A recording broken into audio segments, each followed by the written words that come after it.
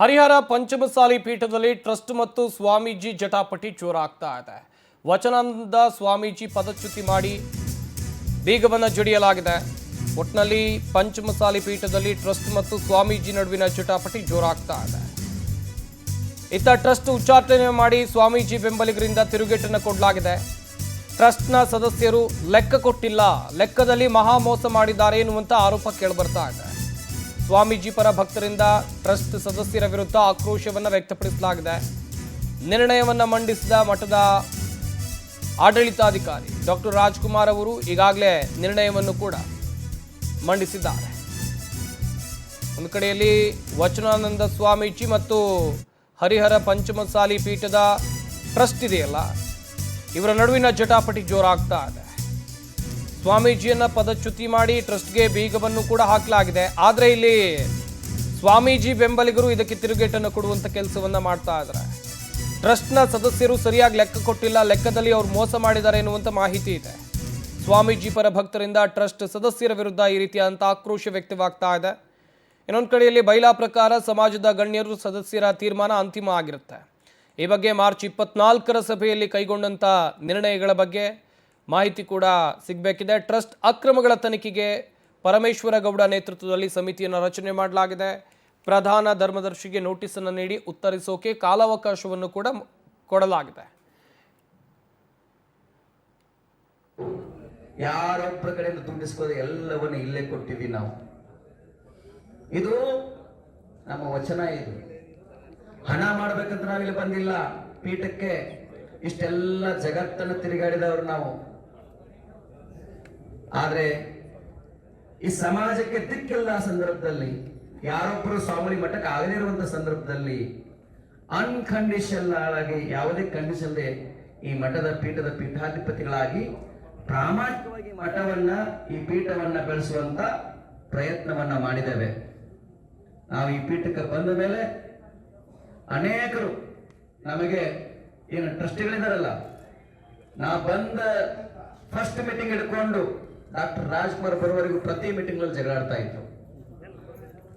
ಅವರು ಇರೋರೆಲ್ಲ ಎಂತ ದಡ್ರಪ್ಪ ಅಂತಂದ್ರೆ, ಕಾನೂನು ಎಲ್ಲೈತಿ ಅಂದ್ರೆ ಕಣಿಗೆ ದುಡ್ಡಿಯಾಗೈತಿ. ನಮ್ಮ ಹೊನ್ನಾಳಿ ಕಡೆಗೆ ಹೊನ್ನಾಳಿ ಹೊಡ್ತಾ ಗೊತ್ತಲ್ಲ ನಿಮಗೆ, ಹಂಗೆ ಕಾನೂನು ತುದಿ ಎಲ್ಲೈತಿ ಅಂದ್ರೆ ಕಣಿಗೆ ತುದಿಯಾಗೈತಿ ಅಂತೇಳಿ ಯಾವುದೇ ಕಾನೂನಿನ. ಹಾಗಾಗಿ ಇವತ್ತಿನ ಸಭೆ 12 ಜನ ಟ್ರಸ್ಟಿಗಳು ಜೊತೆಗೆ 5 ಜನ ರಾಜ್ಯ ಸಮಿತಿಯ ಪದನಿಮಿತ್ತ ಪದಾಧಿಕಾರಿಗಳು ಜೊತೆಗೆ ಗೌರವಾನ್ವಿತ ಸ್ಪೆಷಲ್ ಇನ್ವೈಟೀಸ್ ಅಂತೇಳಿ ನಾವು ಕರಿತೀವಿ, ಅವರು ಕೂಡ ಸಭೆಯಲ್ಲಿ ಹಾಜರಿದ್ದರು. ಆದರೆ ತೀರ್ಮಾನ 12 ಜನ ತಗೊಂಡು ಸರ್ವಾನುಮತದಿಂದ ಸ್ವಾಮಿಗಳ ಉಚ್ಚಾಟನೆಗೆ ಇವತ್ತು ತೀರ್ಮಾನ ಮಾಡಿದ್ದೀವಿ. ಅದು ಯಾಕೆ ಅಂತ ಹೇಳಿದರೆ, ನಾನು ಮಾರ್ಚ್ 10ರಲ್ಲಿ ನಡೆದಂಥ ನಮ್ಮ ಟ್ರಸ್ಟಿನ ಸಭೆಯಲ್ಲಿ ಈ ಬಗ್ಗೆ ಇನ್ನಷ್ಟು ಮಾಹಿತಿಯನ್ನು ಕೊಡ್ತಾರೆ ನಮ್ಮ ಹಾವೇರಿಯ ಪ್ರತಿನಿಧಿ ವೀರೇಶ್ ದೂರವಾಣಿ ಸಂಪರ್ಕದಲ್ಲಿ ಜಾಯ್ನ್ ಆಗ್ತಾ ಇದ್ದಾರೆ. ವೀರೇಶ್, ಜಟಾಪಟಿ ಜೋರಾಗ್ತಾ ಇದೆ. ಒಂದು ಕಡೆಯಲ್ಲಿ ಸ್ವಾಮೀಜಿ ಮತ್ತು ಟ್ರಸ್ಟ್ನ ಜಟಾಪಟಿ ಜೋರಾಗ್ತಾ ಇದ್ರೆ, ಇತ್ತ ಭಕ್ತಾದಿಗಳು ಕೂಡ ಒಂದಷ್ಟು ವಿಚಾರಗಳನ್ನು ಉಲ್ಲೇಖ ಮಾಡ್ತಾ ಇದ್ದಾರೆ. ಏನಿದು ಅಂತ? ನಿನ್ನೆ ಅಷ್ಟೇ ಏನು ಸಾಕಷ್ಟು ಒಂದು ಪಂಚಮಸಾಲಿ ಪೀಠದ ಮುಂದೆ ಐಡ್ರಾಮ ಕೂಡ ನಡೆದಿತ್ತು.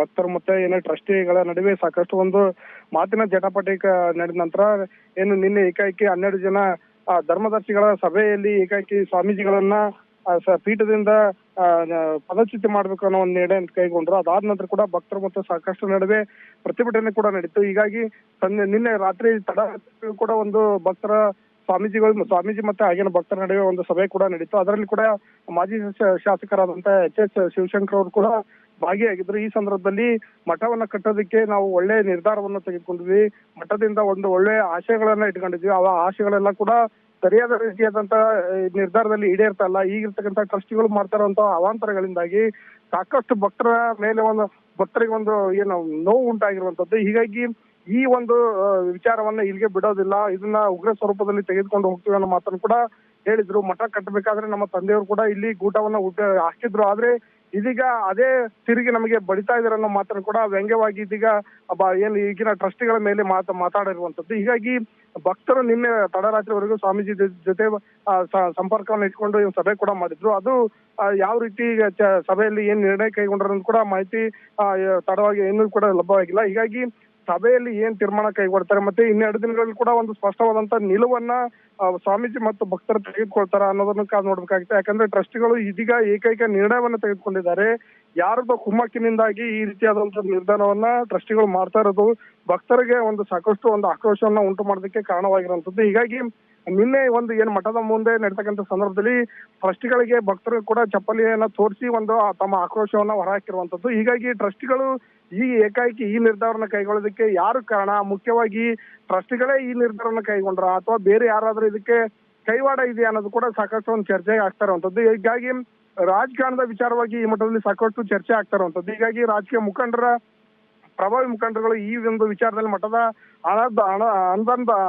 ಬಂದಂತ ಅನುದಾನವನ್ನು ದುರ್ಬಳಕೆ ಮಾಡ್ಕೊಳ್ಳುವಲ್ಲಿ ರಾಜಕಾರಣಿಗಳು ಸ್ವಾಮೀಜಿಯನ್ನ ಅಥವಾ ಟ್ರಸ್ಟಿಗಳನ್ನ ಜೊತೆ ಇಟ್ಕೊಂಡು ಏನಾದ್ರು ಮಾಡಿದ್ರ. ಹೀಗಾಗಿ ಸ್ವಾಮೀಜಿಗಳು ಇದು ಒಂದು ಭಕ್ತರ ನಡುವೆ ನಡೆತಕ್ಕಂತ ಒಂದು ಸಂಘರ್ಷ ಆಗಿರೋದ್ರಿಂದಾಗಿ ಸ್ವಾಮೀಜಿಗಳು ಭಕ್ತರ ಜೊತೆ ಇದೀಗ ಇರುವಂತದ್ದು. ಹೀಗಾಗಿ ಸ್ವಾಮೀಜಿಗಳನ್ನ ಅದೇ ಪೀಠಕ್ಕೆ ಮರುಕಳಿಸ್ಬೇಕು, ಕೂರಿಸ್ಬೇಕು ಅನ್ನೋ ಮಾತನ್ನು ಕೂಡ ಭಕ್ತರು ಹೇಳ್ತಾ ಇರುವಂತದ್ದು. ಆದ್ರೆ ಟ್ರಸ್ಟಿಗಳು ಆ ಒಂದು ನಿರ್ಣಯಕ್ಕೆ ಮುಂದಾಗ್ತಾ ಇಲ್ಲ. ಯಾಕೆ ಈ ಒಂದು ನಿರ್ಧಾರನ ಮಾಡೋದಕ್ಕೆ ಮುಂದಾಗ್ತಾ ಇಲ್ಲ ಟ್ರಸ್ಟಿಗಳು ಅನ್ನೋದು ಕೂಡ ಇದೀಗ ಯಕ್ಷ ಪ್ರಶ್ನೆ ಆಗಿರುವಂತದ್ದು. ಟ್ರಸ್ಟಿಗಳು ಏಕಾಏಕಿ ಈ ನಿರ್ಧಾರವನ್ನು ಕೈಗೊಂಡಿದ್ದು ಭಕ್ತರಿಗೆ ಸಾಕಷ್ಟು ಒಂದು ನೋವನ್ನು ಉಂಟು ಮಾಡಿರುವಂತದ್ದು.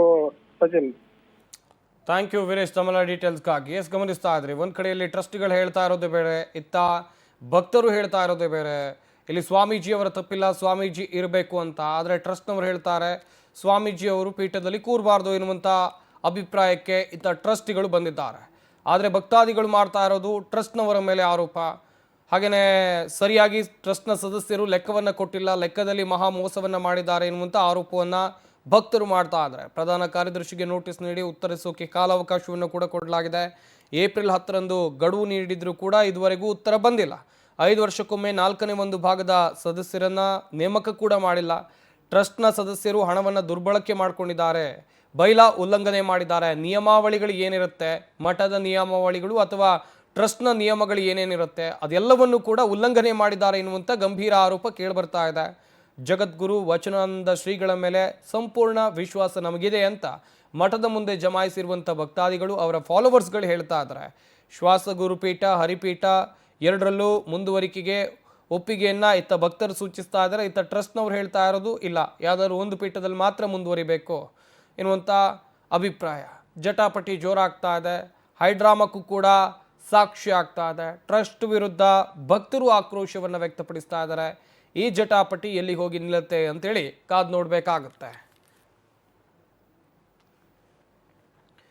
ಹರಿಹರ ಪಂಚಮಸಾಲಿ ಪೀಠದಲ್ಲಿ ಟ್ರಸ್ಟ್ ಮತ್ತು ಸ್ವಾಮೀಜಿ ನಡುವೆ ನಡೀತಾ ಇರುವಂಥ ಜಟಾಪಟಿ ವಿಚಾರಕ್ಕೆ ಸಂಬಂಧಿಸಿದಂತೆ ಏನೆಲ್ಲ ಹೈಡ್ರಾಮಾಗಳು ಕ್ರಿಯೇಟ್ ಆಗ್ತಾ ಇದೆ. ಸ್ವಾಮೀಜಿಗೆ ಬೆಂಬಲವನ್ನು ಸೂಚಿಸಿ ಒಂದಷ್ಟು ಜನ ಮಾತನಾಡ್ತಾ ಇದ್ದಾರೆ.